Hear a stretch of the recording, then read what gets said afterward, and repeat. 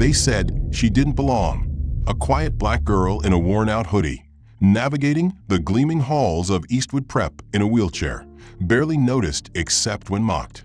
She wasn't loud. She didn't fight back. She didn't flinch when they laughed, whispered, sabotaged. And maybe that's why they kept going. What they didn't know, what they never imagined, was that behind the silence was something dangerous, something trained, something waiting. What happens when the one they chose to break turns out to be the one built to endure it all? Before you dive in, hit that like, subscribe, and let us know in the comments, where are you watching from? And what do you think is about to unfold? This story is about more than revenge. It's about justice, identity, and the strength no one saw coming. The sun had barely cleared the treetops when Blythe Carter rolled her wheelchair across the cracked sidewalk toward the looming gates of Eastwood Preparatory Academy. Her hands, wrapped in fingerless gloves, moved rhythmically on the wheels, her movements steady and practiced. Her backpack rested snug against the back of her chair, and tucked into its side pocket was a worn letter. A full scholarship to one of the most elite private high schools in the state. Her mother had cried when it arrived. Blythe hadn't. She just nodded and said, "I'll do it, for both of us." She adjusted her blue zip-up hoodie and glanced up at the building. Pristine stone, gold-embossed lettering, flag rippling in the breeze. It looked like a movie set, not a place for someone like her. Her stomach coiled, not from fear of failure, but from the certainty of isolation. She could feel it already, how the space would shrink around her, how the eyes would linger. She rolled past the threshold, through glass doors that hissed open, into a hallway lined with polished floors and students dressed in pressed uniforms and expensive shoes. She was early deliberately. She found her locker, fumbled with the combination, and placed a copy of her algebra book on the top shelf. She noticed the stares before she turned, brief flicks of curiosity, amusement, and discomfort. A boy with thick glasses muttered "damn" under his breath. A girl with honey blonde curls whispered to her friend, who giggled into her hand. Blythe said nothing. She straightened in her chair and moved toward her first class. In algebra, she positioned herself beside a desk rather than behind it. MS.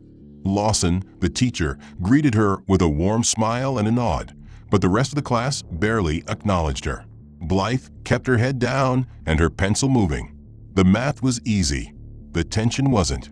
Between periods, she caught sight of the infamous circle, a cluster of students with expensive earrings and smug eyes. At the center of that circle stood Veritas Renwick. Vera, as everyone called her, had the air of someone who never questioned her right to be adored. Platinum hair, lips always glossed, uniform skirt tailored perfectly. Her father sat on the school board. Her mother hosted galas. Her eyes flicked to Blythe and held. Then she laughed. "Didn't know this place handed out pity admissions," she said loudly, eyes sweeping over Blythe's wheelchair. The students around her laughed. What's next? A scholarship for being sad? Blythe didn't answer.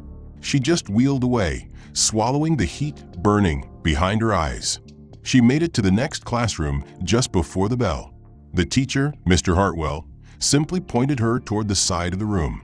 She adjusted her brakes and opened her notebook. Behind her, someone whispered, "I bet her essay was just sob stories." That's how she got in. By lunch, her stomach churned. The cafeteria was a cacophony of trays, chatter, and cliques. She found an empty space near the end of the accessible table and pulled out her lunch.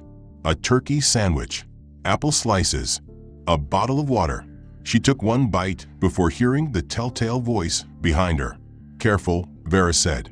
"Wouldn't want you to choke on all that free lunch." Blythe ignored her. A mistake. A moment later, something cold and wet splashed across her tray and her lap. A smoothie. Strawberry. Thick and bright.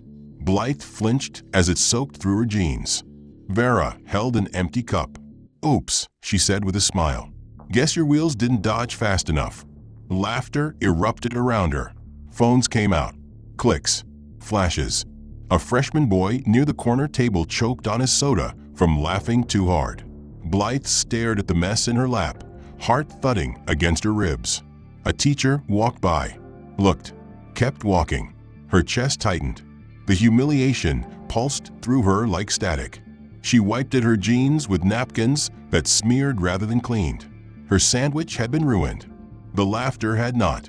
She abandoned the tray and left the cafeteria. In the hall, she stopped outside the girls' restroom.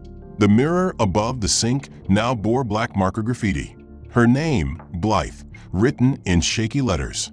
Below it, Cripple Club President. A cartoonish drawing of a wheelchair. Another phone camera flash. She turned, met the eyes of a junior girl who just grinned and walked away. Blythe backed out of the bathroom, trembling. At her locker, she found a crumpled note stuffed through the vent. "You don't belong here. Go home." In PE, her adaptive racing chair had been tampered with, brakes loosened, padding removed. As she passed the administration building, she caught sight of her reflection in the window. Her hoodie was clean. Her chin was lifted. She looked normal, if slightly too quiet. She didn't feel brave. She just felt tired. Her locker was untouched this morning, which surprised her. But the silence felt heavier than noise. She had no allies, no familiar voices, no escape. Even the teachers seemed to wear indifference like a shield. Blythe rolled into first period without a word spoken to her. By the time PE came around, she had already braced herself for more of Vera's games. She arrived early and wheeled over to the equipment storage where her racing chair was kept. It looked fine at first glance, gleaming under the fluorescent light. She ran her hands over the frame and checked the wheels. Nothing seemed off, but her gut twisted. She dismissed it as nerves. Coach Simmons called everyone to the track behind the school for their scheduled endurance sprint, modified for Blythe's abilities. Blythe transferred herself into the sports chair, strapped in, adjusted her gloves, and lined up at the marked start beside for other students. Vera stood to the side, arms crossed, smirking. Her clique hovered behind her, phones out, ready for whatever happened next. The whistle blew. Blythe surged forward, muscles firing with precision. She had practiced this. She had trained to move with grace, with power. But 10 feet in, the left wheel locked suddenly and the chair veered. She couldn't correct the turn. The chair flipped. Her body slammed into the rubber track. The breath knocked from her lungs. The noise of impact was swallowed instantly by a gasp from students, followed almost immediately by raucous laughter. Blythe lay sprawled, one leg twisted awkwardly, hair fanned across the blacktop. She blinked up into the overcast sky, the taste of metal in her mouth. From the side, she heard the first chuckle, then another. Then a shrill voice rang out over it all. "Guess pity doesn't make you faster." It was Vera. Someone shouted, "Pity race loser." Phones angled down to capture her sprawled frame. Someone live-streamed it to social media. The sound of laughter spread across the field like fire. Blythe couldn't move. The straps had tangled around her ribs. The chair tipped sideways beside her. Coach Simmons jogged over, but paused, unsure how to respond. He finally knelt beside her, not meeting her eyes, and muttered, "That's unfortunate, Carter. Let's get you up." As if she had simply tripped. As if this was normal. Blythe's hands shook as she tried to unfasten the strap. Her gloves were scuffed. Her elbow bled through her jacket sleeve. She gritted her teeth and stared at the blurred faces, forming a half circle around her. They weren't classmates. They were spectators. After she was upright again and back in her everyday chair, she was dismissed from PE early. No apology, no investigation, no support. Back in the girls' bathroom, she locked the accessible stall and sat in silence. Her shoulders curled forward, her arms hugging her sides. She checked her phone, heart pounding. The video was there, posted on a student-run gossip account already gaining views. The caption read, "She really thought she had wheels of steel." Comments below ranged from laughing emojis to things like, "Should've stayed home, Queen sit down." Blythe dropped her phone and buried her face in her hands. The pain wasn't in her body anymore. It was in her spirit, her sense of self. She couldn't fight what she couldn't see. They were everywhere. Vera, the others, even the school staff who ignored it all. They were the air, the water, the walls. She was just a girl alone in a chair. The bell rang. Blythe didn't move. She stayed there frozen until the hallways cleared again. She finally returned to class, rolling in late. Ms. Patel didn't ask questions. No one did. She took her seat silently. Her pen moved over the paper with slow purpose. The prompt was about courage. She wrote one sentence: "Courage is continuing when you have every reason to stop." She stopped there. Lunch was worse. She tried to sit in a far corner this time, behind a pillar. But Vera found her. Of course she did. She always did. "Your little tumbles got you famous," she said, pulling up the video on her phone.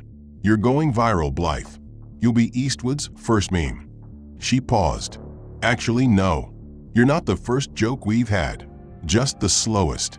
Blythe tried to ignore her. She tried not to react.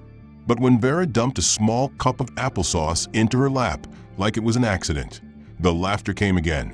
And this time, Blythe didn't cry.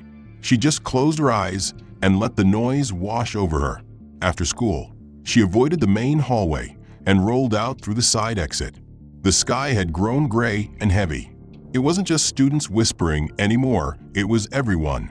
Teachers gave her pitying glances that carried no weight, while her classmates looked at her like an object of entertainment, not a peer. She knew the moment she wheeled into school that things had changed, but not for the better. They weren't just laughing. They were waiting to see what would happen next. And Vera Renwick, with her cold, calculating smile, was more than happy to provide it. First period passed in silence, Blythe barely acknowledged by anyone. She answered when called, submitted her worksheet, and kept her eyes low. When the bell rang, she rolled out quickly, not wanting to be caught in the hallway traffic that now seemed to buzz with whispers, laughter, and veiled insults. In the second-floor restroom, she found new graffiti etched onto the mirror, not marker this time, but scratched into the glass: "Cripple Clown." Her name wasn't even necessary anymore. She had become a symbol, an image they could reduce to a punchline. She left without washing her hands. She didn't want to see herself in the mirror any longer. In history class, the teacher, Mr. Gaines, handed back an assignment. Blythe had earned a 97, one of the highest scores in the class. She hadn't even smiled before a voice behind her muttered, "Guess they grade on the sympathy scale now." Mr. Gaines didn't say a word. He heard it. Everyone heard it. No one said anything. It was as if the rules at Eastwood didn't apply to Vera Circle. They could say anything, do anything, and the school turned the other way. Even the teachers, even the principal, who had brushed off Blythe's bruises from the PE crash as an accident during activity. That lunchtime, Blythe tried to sit alone again, back of the cafeteria, away from the main tables. But isolation didn't shield her anymore. It made her easier to target. Vera approached with her usual entourage of girls who laughed on command. She held a smoothie in her manicured hand, the straw still sealed in its plastic. Blythe kept her eyes down, already anticipating it. But this time, Vera didn't just spill it. She stood over Blythe, twisted off the lid with flair, and tipped the entire cup into her lap. "Maybe now you'll get wet and learn sympathy," she said, her voice loud and sweet, every syllable meant for the crowd that turned to watch. The cold liquid soaked through Blythe's jeans, trailing down into the seat of her chair. Her breath hitched, her jaw clenched. She grabbed a napkin and tried to dab it up, but the spill had already spread too far. She didn't speak. She didn't scream. Her hands just kept moving in small, shaking motions. Vera laughed. "Oops, clumsy me. Shouldn't they give out bibs with scholarships now?" Students nearby cackled. One boy filmed it, zooming in on Blythe's stunned face and the dripping smoothie running down her knees. Another added, "Tag at #WetSeatQueen." Laughter roared through the lunchroom. Blythe looked up, eyes wet but defiant. She searched the room, hoping, just hoping, that anyone would step forward. A teacher, a student, someone in authority. But what she found were averted eyes, murmurs behind hands, and others who shook their heads as if she had brought it on herself. Ms. Kravitz, one of the cafeteria monitors, walked by, saw the spill, and frowned. She said nothing to Vera. She only looked at Blythe and said, "Please clean that up quickly." Blythe didn't answer. She just nodded and kept blotting at her jeans with paper napkins. The smoothie had soaked into the cushion of her chair, sticky and cold. Her face burned, not from the liquid, but from the shame.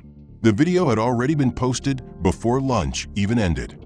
She knew because she heard a group of sophomores laughing near the vending machines. She's trending again. Blythe's got her own fan club. Fan club for falls and fails, another added. She didn't eat the rest of her lunch. She dumped the half-smashed sandwich into the trash, wheeled into the hallway, and spent the rest of the period in the nurse's office pretending to feel sick. When she got home that afternoon, she didn't speak a word to her mother. Her jeans still smelled like strawberries. That night, her phone buzzed nonstop with notifications she didn't open. She knew what they were: memes, GIFs, captions written in cruelty. She lay in bed staring at the ceiling, arms folded tightly over her chest, every breath shallow. The bruises on her elbow had faded, but the ones inside her had multiplied. At school, she was a joke. At home, she was silent. At night, she was scared. Scared that she couldn't survive 4 more years of this. Scared that maybe she didn't have to. She stared at the ceiling and whispered to no one, "If I vanished tomorrow, would they laugh or even care?" The question hung in the air like smoke. She never answered it. The next morning, she returned to school wearing all black, hoping maybe blending in would help. It didn't. The graffiti had grown. This time, someone had drawn her in a chair, falling backward, under the words, "Flipped and dipped." Below that, someone added, "Coming soon to a school near you." Vera walked by as she stared at it and laughed. She arrived at school early again, thinking perhaps solitude would offer some kind of peace. It didn't. The air inside the building was thick with laughter and faint whispers, echoes of her humiliation still rippling from phone screens and cruel mouths. Overnight, her name had been edited into a meme showing her sprawled on the track from the rigged chair crash, layered with captions like "Wreck-It Wheels" and "Scholarship Spiral." She hadn't opened the group messages, but the notifications were unavoidable. Blythe's reflection caught in a locker window confirmed what she felt. Tired, hollow, a shadow of someone who used to smile. As she approached the girls' restroom, she froze. The door was ajar, and faint giggles echoed from inside. She paused at the threshold, listening. Inside, Vera's voice rang clear, sharp, and confident. "Right here," she said, "above the crack. It'll be perfect." Blythe backed away, her heart hammering. She waited until the voices faded and the bathroom emptied before entering. When she wheeled to the mirror, her breath caught. Someone had carved into the glass with a key or a sharp object. At the center of the mirror was her name, Blythe, and just beneath it, a hateful racial slur etched deep into the reflective surface. Below that, someone had written in lipstick, "Attention Cripple of the Year." The sight paralyzed her. The rawness of the message, its permanence, the fact that someone had taken time to damage school property just to destroy her, stunned her more than she thought possible. She reached out to wipe it away, but of course she couldn't. The etching would remain. She stared at her distorted reflection through the scratched mirror. Broken, fractured, wrong. For a moment, she considered going to the principal, but the memory of his dismissive tone after the track incident stopped her. No one had helped her then. No one would help her now. The bell rang. She rolled into her classroom and took her seat at the back, trying to focus, but the words on the board blurred together. She had a test in chemistry, one she had studied for despite everything, but the tension in her shoulders made it impossible to think. When the papers were handed out, her fingers trembled as she gripped her pen. She filled in the first 3 answers quickly, breathing through the fog of anxiety. Then, without warning, her pen burst. Ink exploded across her test sheet, staining her fingers, her sleeves, and half the page in thick blue blotches. A few students nearby laughed. Then came the whisper from 2 rows behind her. "Vera, here comes the pity scholar," she said, just loud enough for everyone to hear. Blythe's chest seized. Her breathing quickened. The teacher glanced over, saw the ruined paper, and frowned. "You'll need to start over, Blythe," he said flatly, offering her another sheet without addressing the whisper, the laughter, or the ink sabotage. She wanted to scream. Instead, she nodded and began again. She completed the test in silence, smearing ink over the second sheet as she wiped her palms against her skirt. Every movement felt mechanical, like she wasn't present in her own body. The day dragged on. In art class, Vera accidentally spilled black paint on Blythe's canvas, a self-portrait assignment. The smear stretched across her face like a wound. The teacher sighed, but didn't discipline anyone. Instead, she handed Blythe a new sheet of paper and said, "Try again." In the hallway after class, someone taped a sign to the back of her chair. Warning: leaks, INK, and tears. She didn't realize it was there until a freshman giggled and pointed it out. The sign had been up all day. She tore it off and threw it in the trash, but the damage was already done. By lunchtime, the cafeteria was buzzing with the usual noise, but Blythe didn't go inside. She sat in a hallway alcove, nibbling a protein bar and staring at the floor. The events of the morning played on repeat in her mind. The slur in the mirror, the ink explosion, the whispers, the laughter. She wondered if they'd ever stop, or if this was just her life now, an endless stream of humiliation endured in silence. The school offered no compassion. She had hoped the cruelty might slow, that maybe Vera and her followers would grow bored, but hate doesn't tire. It feeds on silence. As she passed the front steps, Vera sat with two other girls, each sipping iced lattes and scrolling through their phones. Their laughter drifted down like needles. Blythe didn't look at them. She didn't need to. Their presence was always felt, like cold air on bare skin. The hallway smelled faintly of cleaning supplies and cafeteria grease. She made it to her locker and found a single index card taped to the door. On it was written, "Spokes and jokes." Still rolling? She peeled it off, crumpled it, and dropped it into her backpack. The fact that someone had taken the time to craft that, print the text, cut the card, tape it perfectly center, told her how calculated all of it had become. She wheeled into first period, shoulders hunched, voice locked inside her chest. Ms. Lawson said good morning. Blythe nodded, but said nothing. Midway through class, her phone buzzed. She hesitated before checking it. The screen showed a photo of her taken from behind, her back slightly hunched, her chair smeared with smoothie stains, and a caption that read, "Broken Barbie, now in stores." It had been shared anonymously, but by someone in that room. She set the phone face down on the desk, heart pounding in her ears. In her second class, no one spoke to her. She had become a ghost who could bleed, and the students around her had learned to feed off her pain like it was entertainment. By the time lunch arrived, her head throbbed from the pressure of holding herself together. She didn't eat in the cafeteria. She couldn't. She rolled outside, where the weather had cleared and the wind had dried the pavement. She sat alone near the parking lot wall, behind the cafeteria dumpsters, where the sound of laughter couldn't reach her so clearly. She took out her sandwich, chewed without tasting, and closed her eyes. For 5 minutes, there was peace. And then, the peace ended. She tried to wheel forward and realized something was wrong. Her left wheel was sluggish, resisting every push. She checked the brake. Someone had zip-tied it in place. The right brake had been jammed with gum. She looked around quickly, panic rising in her throat. A group of students loitered near the back of the lot, phones already raised. Vera wasn't among them, but her fingerprints were all over this. Blythe pressed harder on the wheels, trying to reverse, but her chair wouldn't budge from the incline. The back tire rolled slightly and then stopped completely. The incline tilted slightly downward. If she leaned forward, she would slide. She pushed again, but the resistance held. "Need a tow truck?" someone called from the crowd. Laughter rippled. Another voice shouted, "Try rolling over the pity." A girl in a green hoodie held her phone up and said, "World Star's gonna love this." Blythe clenched her jaw. Her arms burned. Her face flushed with helpless heat. She couldn't even scream. She sat frozen in the middle of the pavement while 24 students filmed her, laughed at her, used her pain like a trending sound clip. A teacher finally emerged, called out something inaudible, and the students dispersed like mist. "Mister." Gaines approached with a furrowed brow and a tired voice. "What happened?" he asked. She didn't answer. He knelt, examined the chair, and saw the zip tie. He muttered something, pulled out a keychain pocket knife, and snipped it loose. She didn't thank him. She just wheeled away. The rest of the day passed like fog. In her final class, she sat at her desk staring at a blank paper while the lesson continued without her. She heard the words but couldn't decode them.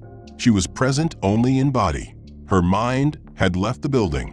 When the final bell rang, she rolled to the parking lot slowly, her eyes unfocused, her heart numb.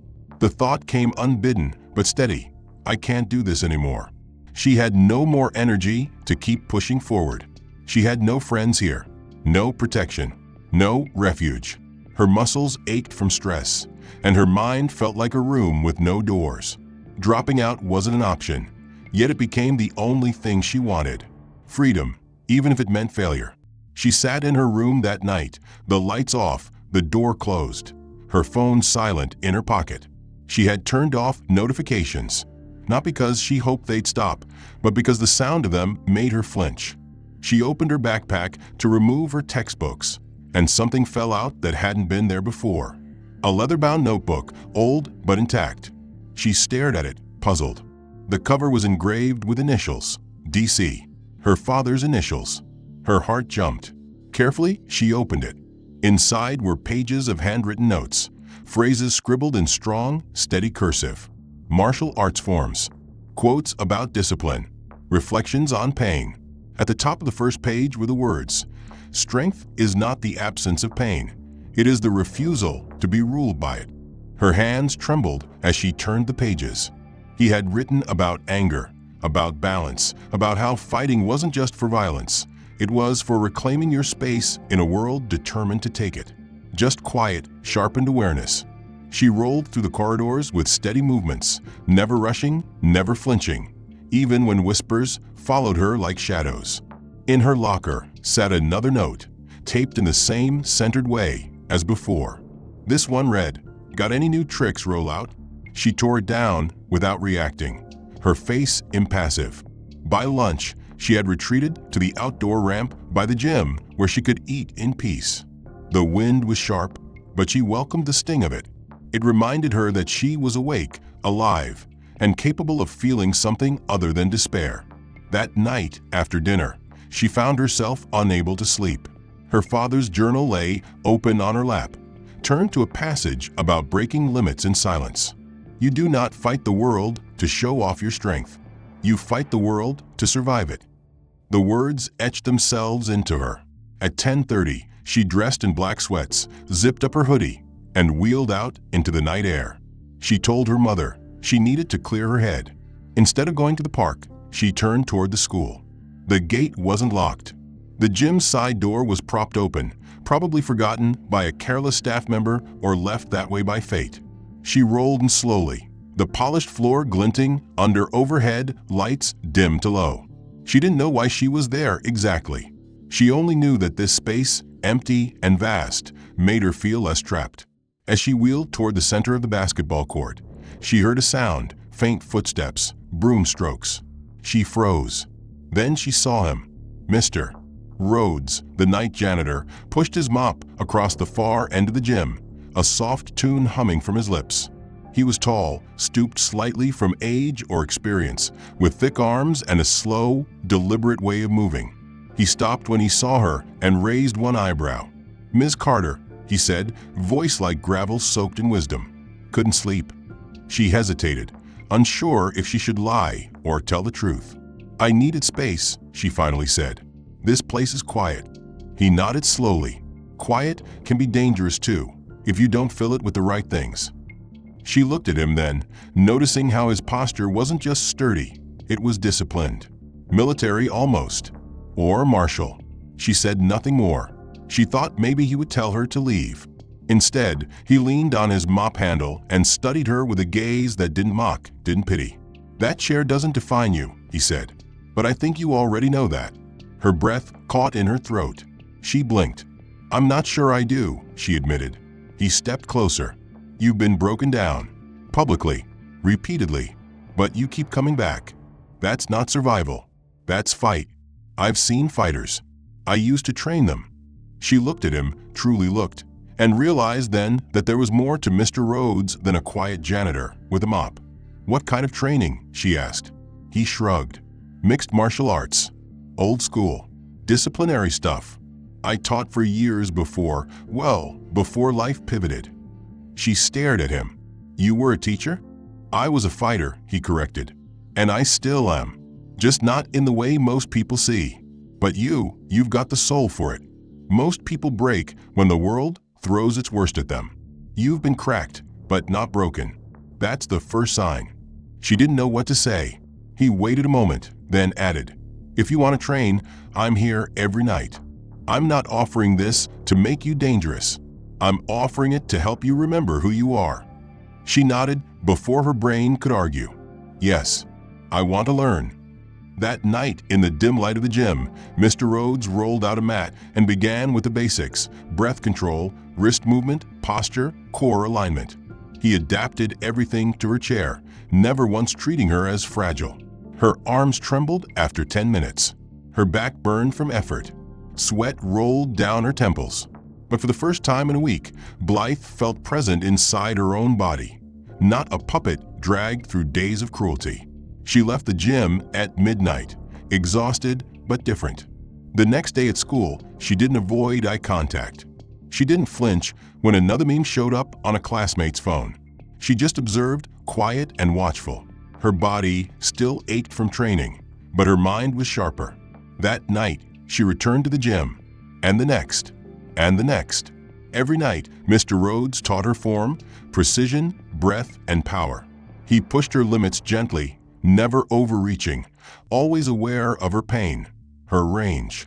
He taught her how to flip from the chair to the mat and back again, how to use leverage to disarm someone grabbing her arms, how to spot balance and disrupt it. She let it pass through her, an echo with no power. Her eyes scanned, measured, calculated. She had stopped reacting, not from numbness, but from choice. That day, Eastwood's senior class had gathered in the auditorium for a cultural history presentation. Students were invited to bring in personal items, heirlooms, or symbols of cultural legacy to share with the class. Blythe had debated participating, unsure if she wanted to open a window into herself for the same students who had treated her like a joke. But the night before, Mr. Rhodes had said something that lingered. They don't get to silence your legacy, not unless you give it away. So she brought something, not flashy, not dramatic, a simple folded band of worn black cloth from her father's martial arts uniform, a relic that meant something to her even if no one else understood. The presentation began, student after student walking to the front stage with photos of grandparents, traditional recipes, or family instruments. Most were met with polite applause, some eye rolls, scattered laughter. Then Blythe's name was called. She rolled forward slowly, hands steady on the rims of her chair.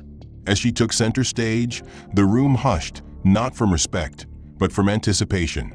They waited for something to mock. Her presence was still considered strange, her silence a mystery they couldn't decode. She held up the cloth strip and began speaking, her voice soft but unwavering. This belonged to my father. He was a martial artist, disciplined, focused, kind. He taught that power is not in domination, but in self-control. He taught that pain is a teacher, and that silence doesn't mean weakness. The words hung in the air. For a second, no one laughed. But then Vera, seated near the front, leaned toward her friend and whispered something with a chuckle that broke the moment. Blythe kept speaking, finishing her explanation with a quiet nod before turning her chair to roll back to her row. That was when it happened. Something small and hard, an eraser, flew from Vera's direction, aiming for Blythe's head. It moved fast, fast enough that most people wouldn't even register the motion. But Blythe did. Her right hand snapped up without hesitation, catching the object midair inches from her temple. The auditorium froze. It was not the kind of reflex expected from someone who had been humiliated, someone they had labeled pitiful. The way she caught it was too precise, too fluid. No flinch, no surprise, just clean interception and calm breath. Blythe turned slightly in her chair and met Vera's eyes. Her gaze didn't burn. It didn't rage. It calculated. If you're going to throw something, she said quietly, aim better. I don't like wasting energy. The room didn't laugh. They didn't clap. They just stared. Vera's smirk faltered for the first time since Blythe had arrived. Her confidence cracked, just slightly. Blythe rolled back to her row, calm as ever, and parked herself between two stunned students who suddenly seemed unsure whether to make space or look away. The next class was tense. Rumors spread like wildfire. "Did you see that catch? She didn't even blink. Is she like trained or something? Dude, that was martial arts or some superhero stuff." No one had answers. And for the first time, people were curious without cruelty. Not kind. Not yet. But no longer certain of their own superiority. During lunch, Vera tried to reclaim control. She approached Blythe's usual isolated table and said loudly, "Didn't know wheelchair reflexes were a thing. You a ninja now or something?" Blythe didn't look up from her book. "I don't perform on demand," she replied. "But you might want to stop testing me. You're running out of chances." The quiet warning cut deeper than yelling ever could. The nearby tables went silent. Vera blinked, flustered. For once, she didn't know what to say. That afternoon in English, Ms. Patel assigned a short writing exercise. Describe a moment you took back control. Blythe's pen moved immediately. She wrote about the eraser, the silence, the strength in restraint. But she ended with a sentence that no one would read but her. "This is just the beginning. I'm not done." When the bell rang and the students filed out, she passed Vera in the hallway. This time, no one shoved her chair. Vera Renwick was not pleased. Her power had always depended on humiliation. She didn't understand how Blythe had suddenly flipped the dynamic, but she felt it slipping from her fingers, and she hated the sensation. That morning, Vera's whispers turned strategic. She wasn't just mocking Blythe anymore. She was planning something. A spectacle. A final blow. In gym class, Coach Simmons announced a team-building exercise, where each group would navigate an obstacle course designed around collaboration and adaptability. Students groaned as cones and hurdles were set up in the gym. But Blythe, trained through weeks of midnight sessions, watched the setup with careful eyes. Her body still ached from last night's drills, but it was a good ache.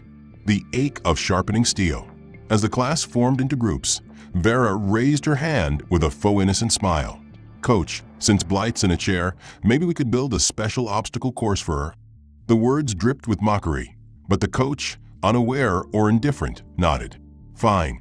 Keep it respectful, though." The students chuckled. Vera and her crew moved quickly, assembling ramps too steep, cones too close together, low-hanging bars clearly meant to tangle her wheels. It was a cruel parody, designed to make Blythe fail, to make her struggle publicly. "Let's call it the Blythe Gauntlet," one of the girls whispered, and the group erupted in laughter. Blythe said nothing. She positioned herself at the starting line as Vera stood off to the side, arms folded, grinning like a queen watching a jester prepare to tumble. The gym quieted. All eyes turned to Blythe. Coach Simmons blew the whistle. Blythe launched forward. Her wheels caught the rhythm instantly. Push, push, pivot, glide. The first set of cones was tight, but her turns were surgical. She navigated the cluster with a grace none of them expected, leaning into each curve with precision. Gasps echoed. The steep ramp came next. She wheeled hard, strong arms lifting her as she leaned forward, anchoring her weight perfectly. She climbed the incline with no hesitation, her breath steady. The room was silent now. No one laughed. Not even Vera. Blythe reached the top and paused for a second, eyes scanning the next obstacle. A low bar she'd need to duck beneath. She dropped her torso low, just as Mr. Rhodes had taught her, chin tucked, hands balanced, wheels angled for control, and cleared it smoothly. Onlookers stared, mouths agape. The final stretch was littered with tiny balls meant to test balance. She slowed, adjusted, and rolled through them without a single misstep. When she crossed the final marker, there was a moment of stunned silence before anyone dared speak. It was Coach Simmons who finally broke the quiet. "Well, damn," he muttered, half in awe. Blythe turned her chair around and faced the room. Her heart thundered, not from fear, but from exertion, from the pure adrenaline of movement and the thrill of release. She had never intended to reveal herself like this. But now that she had, There was no turning back. She wheeled to the center of the gym floor and spoke. "What you just saw wasn't magic. It wasn't a trick. I've been training every night because I got tired of being seen as weak, because silence didn't protect me, because no one else stood up for me." She paused, letting her words land. "I didn't ask for respect. I earned it, and I'll keep earning it, whether you like it or not." The weight of her voice fell over the room like a stone in water. Vera's smirk had vanished. Her arms were still folded, but her posture was tight, defensive. She looked not amused, but threatened. One of her friends whispered something, and Vera snapped. "Shut up." That was a first. Students slowly began to murmur, not mocking this time, but surprised, uncertain, admiring. Coach Simmons cleared his throat. "That was impressive, Carter. Didn't know you had that in you." Blythe met his eyes. She had become more than a target, more than a joke. She was proof that what they thought weak could become unshakable. She still kept to herself, still trained with Mr. Rhodes at night, but her presence had expanded. People noticed her now, but not with mockery, with caution, with admiration. Vera Renwick noticed too, and she hated it. Her confidence, once ironclad, had begun to rust. Her insults no longer drew laughter. Her attempts to bait Blythe with snide remarks now fell flat, ignored or met with silence. Her grip on the school's social scene loosened, her followers growing quieter, less enthusiastic. The girl who had once ruled with smirks and spectacle found herself standing alone more often than not. The tipping point came on a Thursday morning, 5 days after the gym incident. The first bell had just rung when students began murmuring in clusters. Phones lit up with a link shared across group chats and private stories. An anonymous video compilation had been uploaded to a local video sharing platform. Its title was simple: "The Real Queen of Cruelty, Vera Renwick." The footage was damning. Clips stitched together from hallway cameras, student phones, and even social media archives, all showing Vera mocking, sabotaging, humiliating Blythe over the past weeks. The smoothie dumps, the tripping attempt in the hallway, the carved slur in the bathroom mirror, the rigged wheelchair incident. The most powerful footage showed Vera laughing as Blythe struggled on the parking lot incline, her chair sabotaged and jammed, while students filmed and joked. There was no denying who was responsible, no twisting context, no performance that could justify the cruelty captured on screen. By second period, the video had been viewed over 2,000 times. Teachers were pulled into emergency meetings. The principal issued a public statement condemning bullying and promising investigation. Students whispered in stunned tones, their loyalty crumbling as Vera passed them in the hall. She tried to hold her head high, but her stride had changed. She walked faster, glanced sideways more often, her posture defensive. In her third period class, she raised her hand to speak and was met with a cold silence. The teacher acknowledged her, but the students looked away. No snickers, no approval, just distance. By lunch, she sat alone, her usual table abandoned, her phone buzzing with notifications that she refused to check. That same afternoon, Vera was called into the principal's office. Blythe saw her march past the lockers, jaw tight, eyes wide with something close to fear. 2 hours later, a school-wide announcement echoed through the halls. Vera Renwick had been placed on temporary suspension pending review of the bullying allegations. The announcement was clinical, detached, but the ripple it sent through the student body was seismic. That evening, the news broke that Vera's early admission to a prestigious Ivy League university had been rescinded.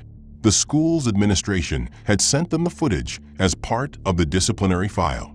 The scholarship she'd bragged about endlessly gone. Just like that. At first, the members of her clique stayed silent. But by the next day, the tide fully turned. Amelia, one of Vera's closest friends, posted a statement on her social media account. "I'm sorry, I stood by and let things happen. We were all just following Vera's lead. I regret it deeply." Others echoed the sentiment. Some even approached Blythe privately, offering apologies. Most were awkward, shallow attempts to distance themselves from the fallout. but Blythe accepted them without malice. Not because she forgave them, not yet, but because their guilt no longer mattered. Their words no longer had power over her. Blythe remained composed. She didn't celebrate. She didn't gloat. She simply continued attending class, completing assignments, training in silence.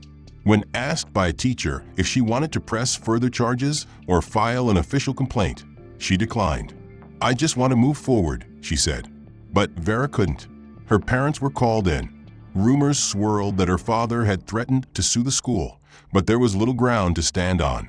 The video evidence, the testimony, the years of overlooked bullying, all worked against her. On the final day, before her suspension began, Vera tried to confront Blythe. She waited outside the school entrance, arms folded, expression caught somewhere between anger and desperation. When Blythe rolled up, Vera stepped forward. "You happy now?" she asked, voice sharp. "You got what you wanted. Everyone hates me. You think you won." Blythe stopped her chair, looking up with clear, steady eyes.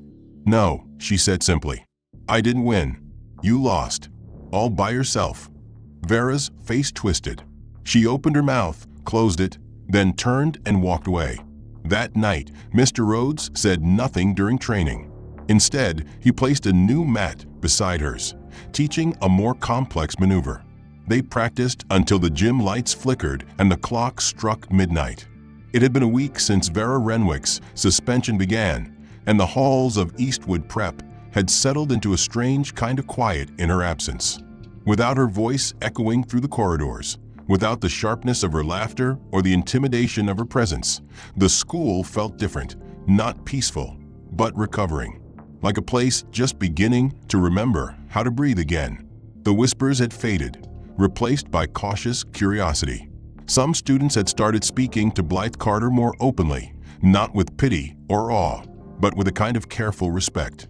They asked how she was. They complimented her presentation in history class. They invited her to join study groups, to sit at their tables.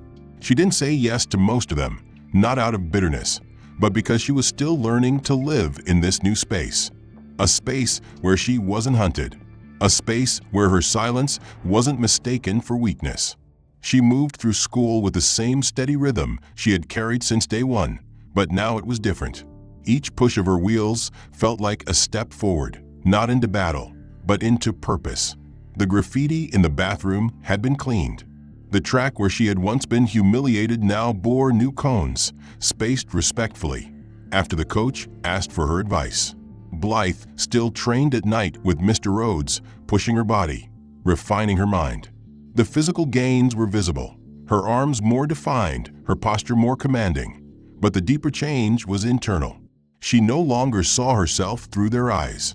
She no longer asked if she belonged. She simply did. One evening, 2 weeks after the suspension, Blythe returned to the gym after dark. The rain outside fell in slow, cold sheets, hushing the world beyond the windows. She entered with her hoodie pulled up, gloves tight around her palms, the floor lit only by the dimmed overheads. Mr. Rhodes wasn't there yet. She rolled to the center of the mat, began her warm-up in silence, hands flowing through the forms he had drilled into her for weeks. The movement grounded her. Then she heard it, the creak of the side door. Not Mr. Rhodes's shuffle. Lighter, hesitant. She turned. Vera stood in the doorway, soaked from rain, her posture slouched, a backpack hanging loosely over one shoulder. Her eyes were red, not from crying recently, but from a week's worth of regret. She didn't move closer. She stood there, dripping, uncertain. Blythe didn't speak. She watched. Vera took a slow step forward, then another. She stopped just inside the threshold. "I didn't come to fight," she said, voice hoarse. "I know I don't deserve to be here, but I needed to see you." Blythe stayed silent. Vera exhaled. "I saw the video. All of it. The comments, the reposts, the reactions. They called me a monster, a coward. And for once I didn't argue, because they weren't wrong." Blythe's hands rested on her lap. Her expression was unreadable. Vera took another step. "I wanted to understand," she continued, "not just what you did, but how you survived it. How you're not angry? If it were me, I'd want revenge. That's the difference, Blythe said quietly. You saw pain as weakness. I used it as fuel. Vera swallowed hard. I don't know how to come back from this. Maybe you don't, Blythe said. Maybe you don't get to go back. But you can move forward. Silence stretched between them. Vera looked down. I don't know where to start. Blythe hesitated, then gestured to the mat beside her. Start here, she said. Vera blinked. You're inviting me to train? Not as equals, Blythe said. You're not there. But if you want to understand strength, discipline, what it takes to rebuild after breaking someone, then yes, start here. Vera stepped forward slowly. She dropped her backpack, removed her wet shoes, and walked barefoot onto the mat, uncertain but willing. Blythe nodded once. First rule, she said. You don't speak unless you're asked to. You move with intention. You carry your weight. Okay, Vera whispered. I will. Mr. Rhodes entered a few minutes later, pausing in the doorway when he saw them both. He raised an eyebrow. Blythe met his eyes. She asked to understand. He nodded, then let her feel it. The training that night was quiet, focused. Vera struggled. Her muscles were unused to the strain, her balance unsteady, her breath short. Blythe didn't ease the pace. She watched. She guided. She corrected. But she did not comfort. And Vera never asked for it. By the end, Vera collapsed onto the mat, soaked in sweat, chest heaving. Blythe sat beside her, silent. Vera stared at the ceiling. I thought I had everything, she said. Status, control, power. But I didn't have this. I didn't have peace. You can't fake strength, Blythe said. You earn it. Every breath, every bruise. Vera looked at her. Can I ever make it right? Blythe paused. That's not up to me, she said. That's up to you. Every day, from now on. Vera nodded, her eyes stinging again. Not from shame, from clarity. Over the next weeks, Vera returned again and again. She didn't speak to anyone at school. She didn't reclaim her place at the head of the table. She trained. She listened. She reflected. Slowly, the student body noticed. Not with celebration, but with acknowledgement. She was trying, and that mattered. Blythe continued to lead quietly, her presence no longer defined by resistance, but by resolve. She gave speeches on resilience. She joined the student council. She began a mentorship group for students who felt invisible. And each day, she lived the lesson her father had written long ago. Justice isn't about punishment. It's about transformation. The final day of school came with sunlight and laughter. Students posed for photos, signed yearbooks, hugged friends goodbye. Blythe sat outside near the old ramp where she once ate alone. This time, she was surrounded by classmates who respected her, not because she demanded it, but because she had earned it. Vera approached once, notebook in hand, and handed it to Blythe. I wrote this, she said, for my own healing. You don't have to read it.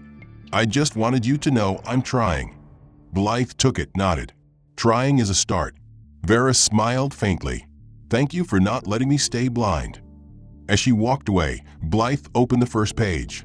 It read, I once mistook cruelty for strength. Now I know better, and I will never forget the girl in the chair who stood taller than any of us. Blythe looked up at the sky, her heart full, her spirit still. She had survived. She had risen, and she had changed the world around her, not through revenge, but through the quiet power of endurance, grace, and truth. The end. If you've made it this far, thanks for joining this powerful journey. If you felt something, if the story moved you, drop a like and hit that subscribe button. It really helps us keep sharing stories that matter. I'd love to hear your thoughts. What did you think about the plot? Were the twists what you expected? And where are you watching from? Let's talk in the comments. I read every one.